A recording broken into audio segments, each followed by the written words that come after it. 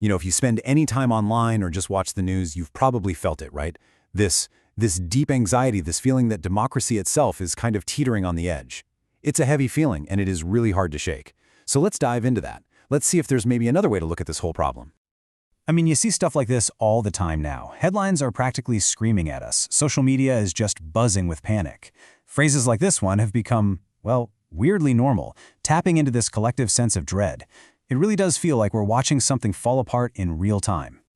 But here's a thought. What if that feeling, as real as it is, isn't the whole story? What if the biggest part of the problem isn't the system itself, but it's actually in our own heads? For this explainer, we're going to look at this feeling of democratic failure through a totally different lens, psychology. We're going to be guided by the thinking of a political psychologist who makes a pretty compelling case that the system isn't dying, it's just suffering from a chronic condition known as, well, being human. All right, so first things first, let's look at the symptoms. We're going to frame the whole political climate right now, not as some kind of terminal illness, but more like a patient showing a bunch of symptoms that need a proper diagnosis before we can have any clue what's really going on. Okay, so check this out because this is where things get really fascinating. There's this huge paradox. You look at surveys from all over the world, the US, Europe, you name it, and they all show the same thing.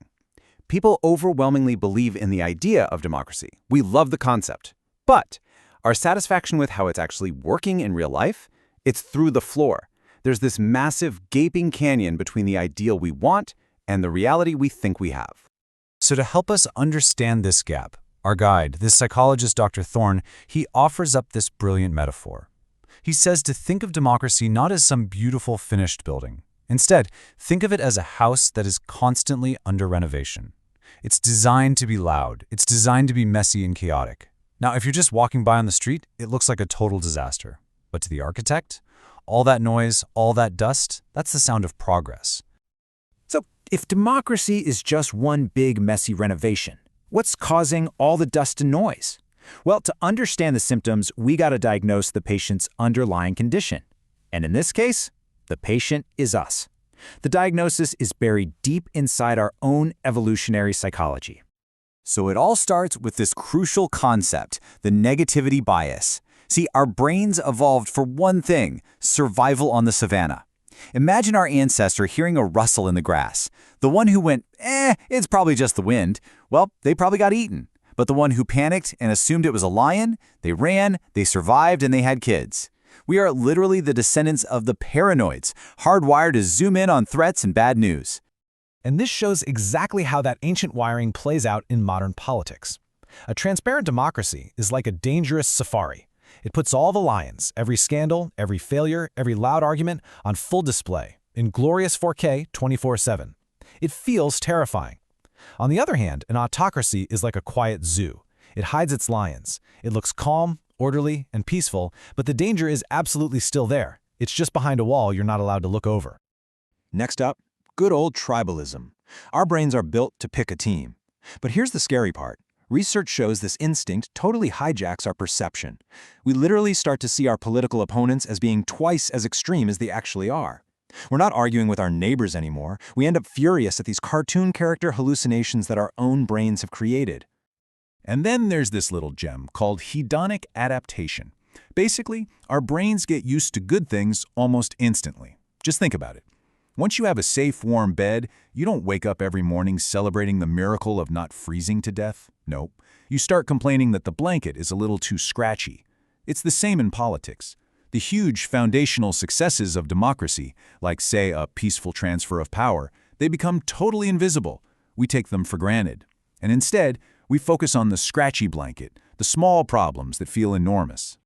And the list of these brain glitches just goes on. You've got the Tocqueville paradox, which says the better things actually get, the more the few remaining problems seem completely intolerable. Then there's the availability heuristic, where one really vivid, scary news story makes us think that rare events are happening all the time. And of course, the Dunning-Kruger effect, which convinces us we're experts on incredibly complex issues after reading, 3 tweets about it. All these shortcuts are working against us. Now, okay. These biases are ancient. They're part of our factory settings. But in the 21st century, something brand new has been thrown into the mix. So let's talk about the modern accelerants, the technology that acts like a giant can of gasoline poured right on the fire of our own psychology. This right here, this is the feedback loop that basically defines our modern world. Social media algorithms, they're not designed to inform you. They're designed for one thing: engagement. And what engages human beings? Strong emotions, especially anger and fear. So you react to something that makes you mad. The algorithm sees that and it says, oh, you like that? Here's more. Your belief gets stronger, more extreme, and the loop just keeps repeating, strangling any possibility of nuance. One writer imagined a fictional tech CEO, Julian Vaughn, who put it this bluntly, and it's just brutally honest, isn't it? These platforms, they aren't neutral mirrors of society. They are machines, intentionally designed to hack our brains, to find our worst instincts, our negativity, our tribalism, and amplify them, because that's what's profitable. So this all leads to this incredibly powerful analogy from Dr. Thorne. This constant, algorithm-fueled diet of outrage. It's like a fire alarm that is blaring 24/7 and it never ever stops. It makes people feel like the entire building is on fire and they're about to die, when in reality, they might just be in a messy kitchen. And if that alarm just keeps ringing and ringing, eventually people will want to burn the whole building down just to make the noise stop. Okay, so we've seen the symptoms, we've got the diagnosis, we've identified the accelerants. It sounds pretty grim, right? But what's the prognosis? In this final section, we're going to try to reframe all this chaos, not as the sound of failure, but maybe as the sound of a system that's alive and actually working. This is all about making a crucial shift in perspective. On the left, you've got how it looks to our panicked, negativity-biased brains: chaos, gridlock, failure, anger. But what if we reframe it?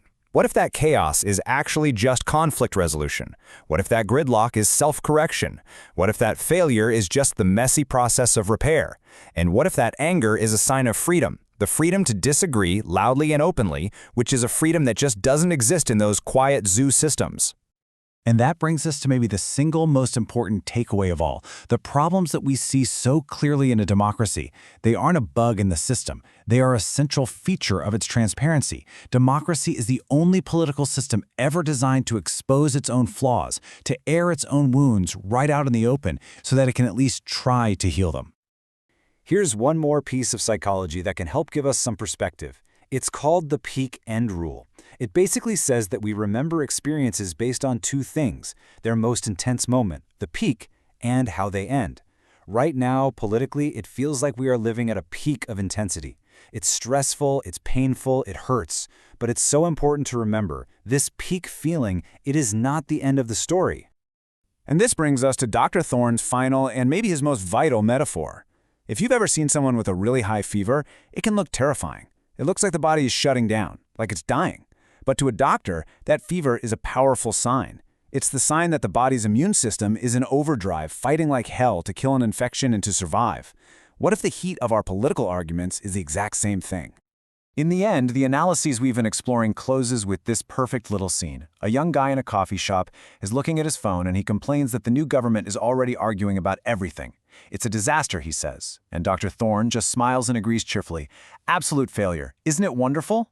Because that argument, that failure, is the proof of life. It's proof of a functioning, free society where people don't have to pretend to agree.